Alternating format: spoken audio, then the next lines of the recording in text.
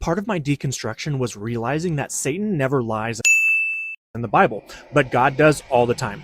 Now, before you freak out, let me show you some receipts. Let's start with Eden. Satan tells Eve that you will not surely die the day you eat of this fruit. God says you will die on that day. Now, guess what happens? Adam and Eve lived for hundreds of years. Satan told the truth in that story. God certainly did not. Then Satan says your eyes will be opened and you'll know good from evil. And God literally confirms it afterwards. Again, Satan was right, not God.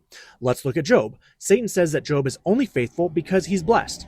God removes all the blessings, and Job collapses emotionally. The serpent's statement in Genesis 3 verse 5 contains two main predictions. Number one, your eyes shall be opened, and number two, you shall be as gods, knowing good and evil. First of all, God never told Adam and Eve anything about their eyes being open or not being open, nor did he say anything about knowing good and evil as a result of eating the fruit from the tree. God simply promised the guaranteed consequence of sin, which is death. Romans 6:23, the wages of sin is death. In Genesis 3, Satan told a partial truth with an enormous lie attached. Yes, Satan mixes truth with lies to lead people to death. That is his game. So yes, their eyes were open, and next, as the Hebrew indicates, they gained an experiential knowledge of evil by participation in sin. But Satan was selling the lie that they would gain a divine kind of knowing. He said, remember, you shall be as gods, knowing good and evil. But the words and actions of God in verse 22